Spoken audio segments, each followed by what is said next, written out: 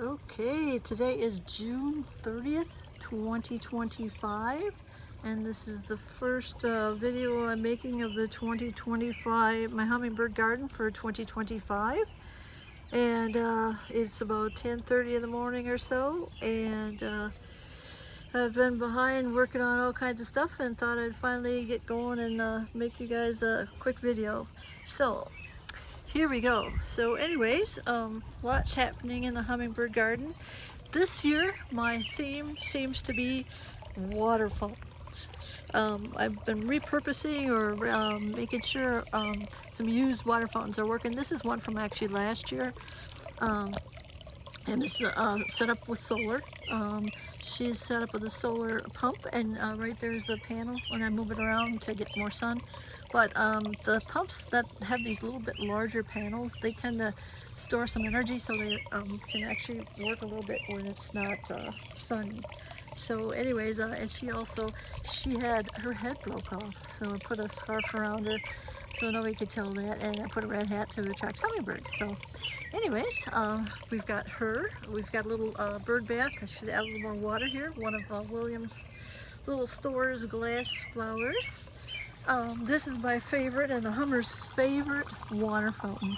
This is made of concrete, and this guy is drinking a beer. He's got a six-pack of beer down there, and I added a couple features. He's in a tub with a shower. I added some red hearts to his eyes. I want to put one for his heart too. And the hummers, I have two hummers, pair, that love this fountain.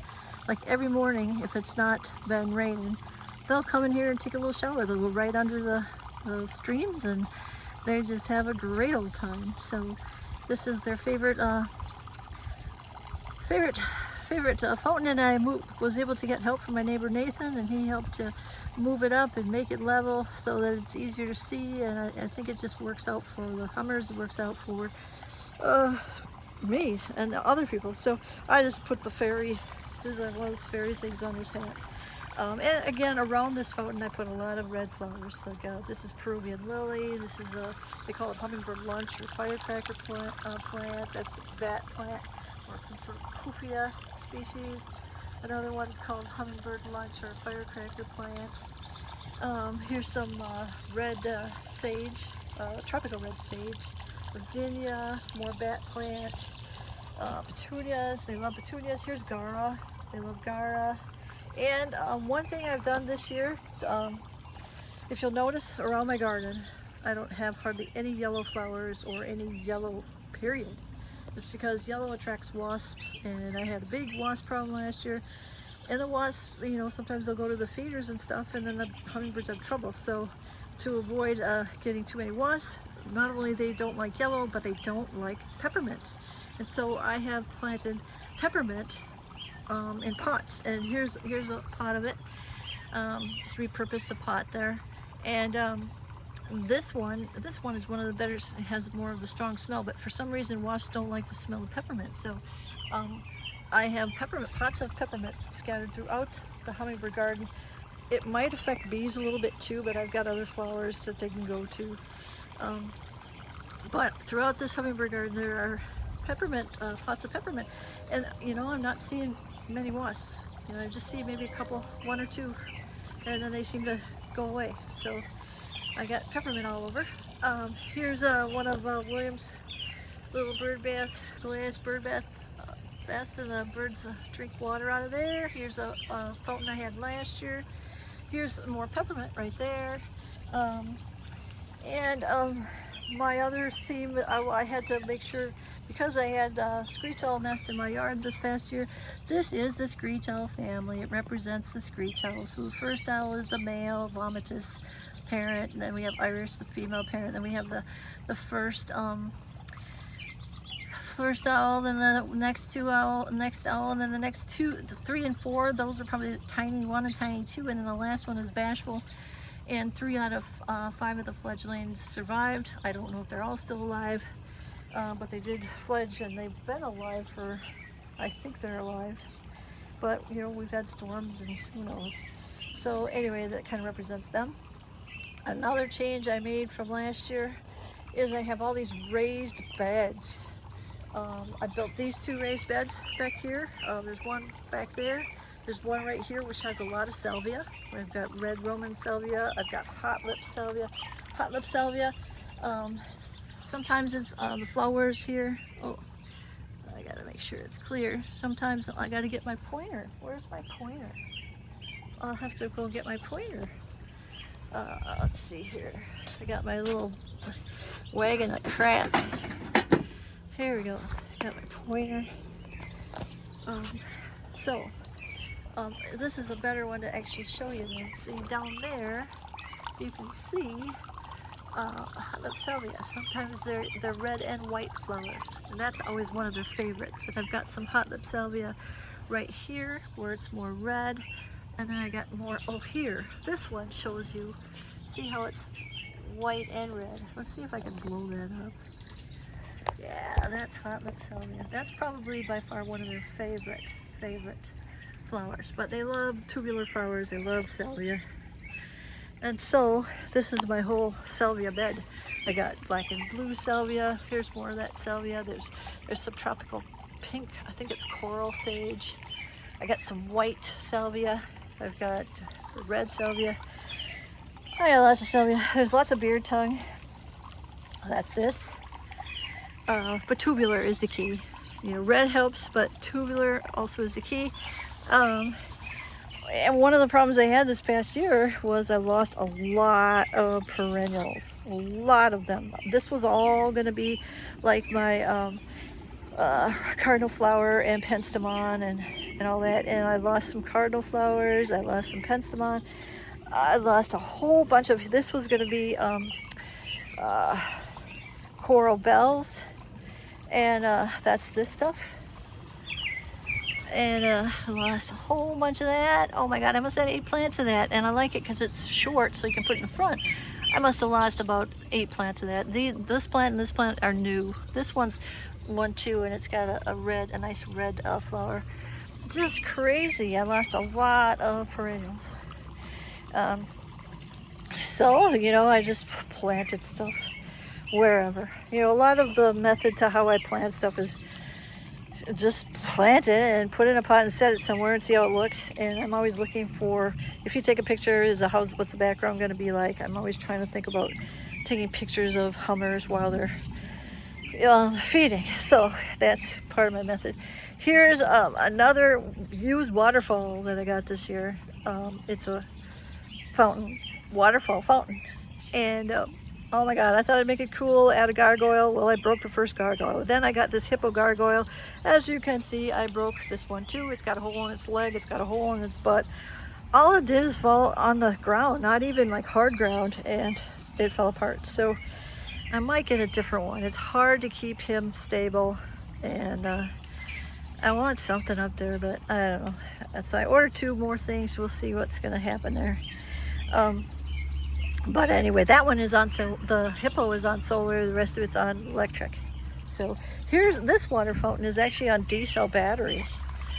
And you know, right now the birds are really using a lot of the water features. Back there, the red fountain, I've had that for several years, and the hummers use that.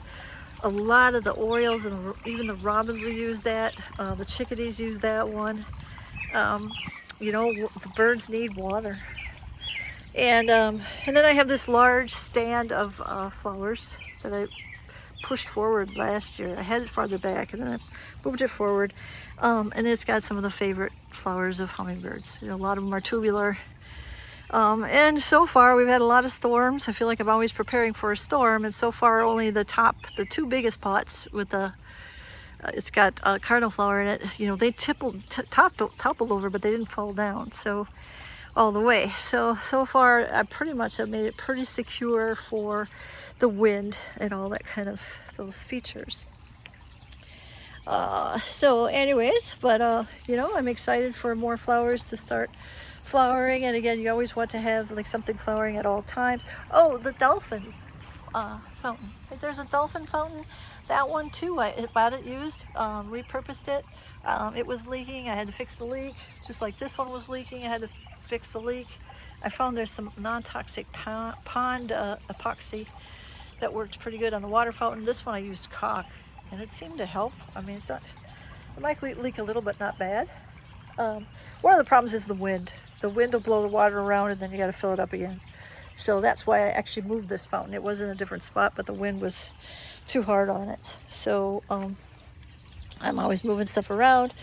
You know, I got a cart full of stuff. I got anything from brushes for cleaning to, I got one more planted bee balm, a drill. I'm always using drill. I got grape jelly for the Orioles. You know, I got red hot pepper flakes because the bunnies are eating my Gara and my milkweed. And you know, so it's like I feel like I'm never getting enough done. Every day I got like a list. This was my list yesterday, and I didn't get all my stuff done. So, you know, I just live out here. That's basically my life, since I can't afford to do anything else. But anyways, and I turned this into a French drain over here because I have all the water runs here, and then I get like a ice rink in the wintertime. So you can buy these French drain things. So I started making that, and now that it's so wet, I thought, well, you know, I should finish this off. So that's one thing I got to do is finish this off. Here I got some cool winterberry bushes, female and a male. They like to have it more wet. So I put it underneath all these, because the water falls down. And 2 fuchsias here. They're here because they like a little more shade. And this is cool. I'm excited to see this. This is called Japanese bottle brush. And you can see right here, that's supposed to be like some pink, wispy, cool looking flower once it flowers. So, and it loves it right in there. Sometimes you have to just find the right spot for the plant. It just loves that spot. Here's my bee balm area. Oh my God, I got beautiful red bee balm. I got some, here's some, this is a native bee balm. It's blooming. I've got this beautiful purple kind of stuff blooming. Oh my God, the bee balm is going crazy. One other thing, if you look around here, I have 3 scarecrows. I've got this one, the girl, Misty Rainey. Over there, back there, I've got, you can see him. This is Matt Rainey back there. And then I should go back to the other side again. Oh God, dear. I have Marty Rainey. He's the guy with the cowboy hat back there. And so Marty Rainey, so this is basically the Rainey family, and there's a reality TV show called Homestead Rescue, and it's just a reality show I like. It turns out that it's on the Discovery Channel. It turns out there's, you know, people that have decided that they can't stand city life. They don't like all the issues and busy kind of lifestyle, so they decide to live off the grid and homestead. Well, a lot of these individuals didn't grow up like I did on a farm where you got to learn how to do everything. A lot of them, they don't know how to do anything. They don't have water. They don't know how to grow plants. They don't know how to grow livestock, you know, animals. They don't have a source of protein, and they're trying to live off of, you know, no money. And so these guys, Marty Rainey has been homesteading in Alaska, and originally he was in Missouri where he grew up, but then he went to Alaska, and so he knows how to do all this stuff, and he uses the chainsaw, and he cuts down trees and makes bridges and roads and berms and stuff to block flooding. So that's kind of what he does. His daughter Misty over there, she works on gardening, you know, helping them to plant crops and how to protect them from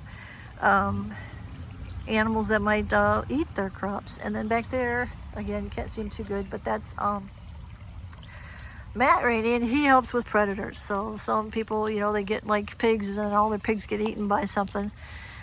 He helps to teach them how to deal with predators, whether it's covering their, having a special enclosed area for their livestock, or even like if they're feral pigs, you know, help to shoot the pigs or help to provide protection.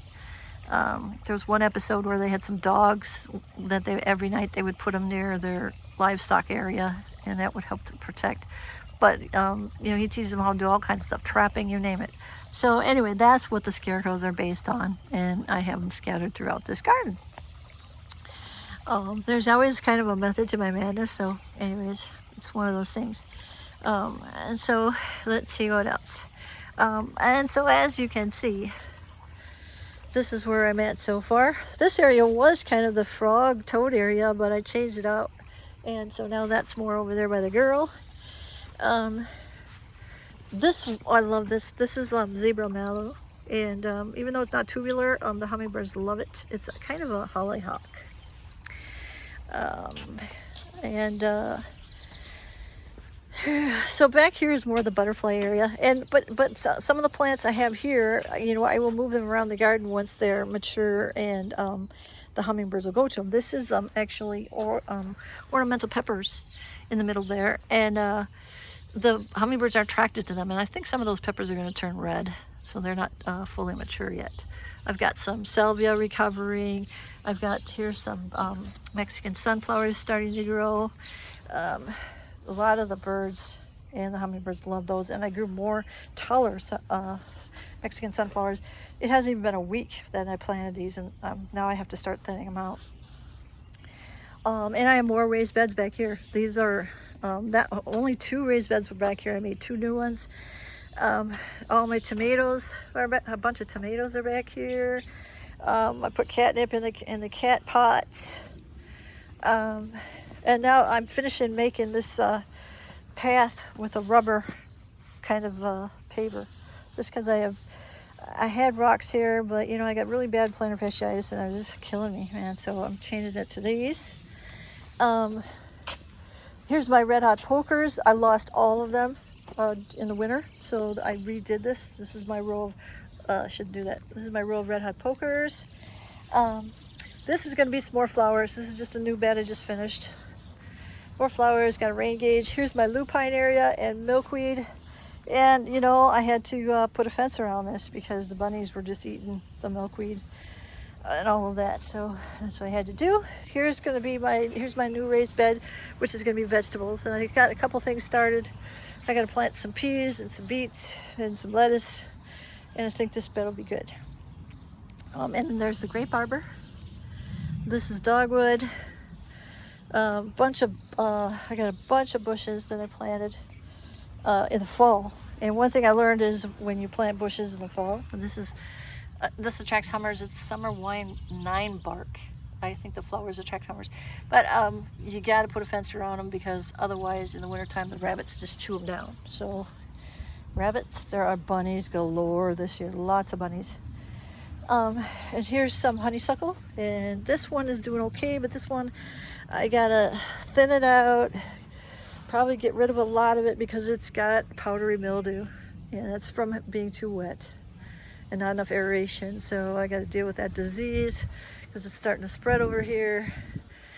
Here I collect water, and this is cool because now I can just use rainwater for my vegetables, and it's close. One of my cherry trees, I'm starting to get some cherries starting to ripen. Usually the birds eat them before they, but yeah, I'm getting more. Oh, good. These are really sweet ones. I'm getting a couple. Wow, I'm getting some cherries. It's getting better and better, probably because it's been hot. Got raspberries back here. These are golden raspberries. Got red raspberries. This is all red raspberries back here. Here I made some dead hedges. This is a dead hedge. These are dead trees. I was hoping that the screech-owls would use this when they fledge. They'd have some protection. I don't know if they're in there. Well, last spring, one of the iris, the parent screech-owl, one day I was just walking like this. And then all of a sudden I turned to look in here, and I was staring right at her. I was like 2 feet away from her face, and I just kind of slowly backed away. But you know, a lot of little birds go in here. I'm sure the screech owl hunts in here, and there could be one in here right now. I wouldn't even know. The other place they would go to is up here in this. We call them chokeberry, but maybe it's a choke. We call them choke cherry when I was a kid. Trees, kind of a weed tree. They do get berries, but they're not much to them. She was up in this tree, and that's where she actually nested. So this is right behind the hummingbird garden. And her family, she was up there. And then what would happen when it got so full, she would just go over there to that box and watch. So while they grew up a little more, and then she stopped feeding them and they had to fledge. Here's Sasha Cat's garden, which was beautiful at one time but needs major work. And this again, this is Matt Rainey with his traps. My strawberry patch, oh man, needs work. We got currants over here. Ay, ay, ay. So this is some areas where I'm gonna fill in because it was getting a little bit low. Fill in with black dirt and seed it. Still a little bit of leftover stuff from Halloween. And this area back here, again, I'm gonna fill this in a little bit and seed it. And back here, I made this area as kind of a nesting material place for the hummers. And it's got like, I just made this franken tree, and you know, they like lichen and stuff like that to make nests out of. So I know I probably have 2 pair of hummingbirds around here, but I don't know where they're nesting. I can't seem to figure it out. And this honeysuckle, it was beautiful. It was like a mandarin orange. That's the last little bloom left on there. Oh yeah, here's some more coming. Beautiful blooms.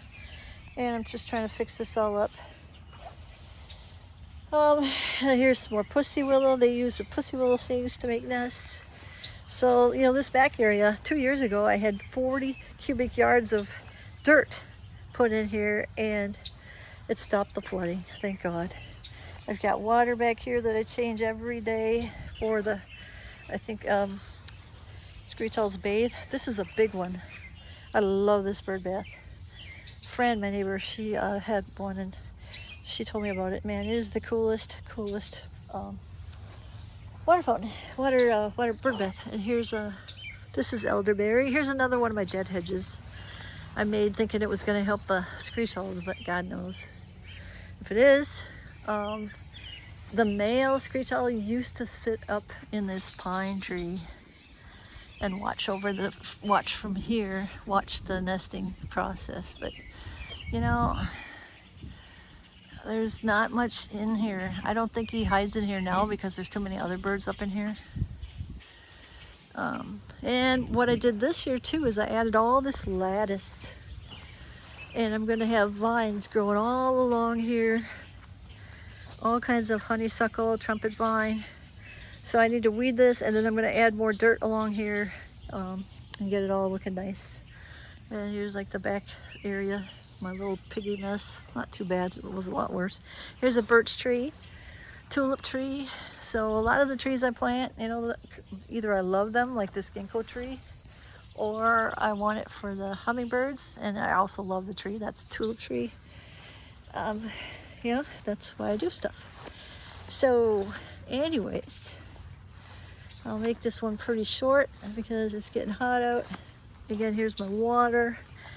So this is my lupine area and my milkweed, because the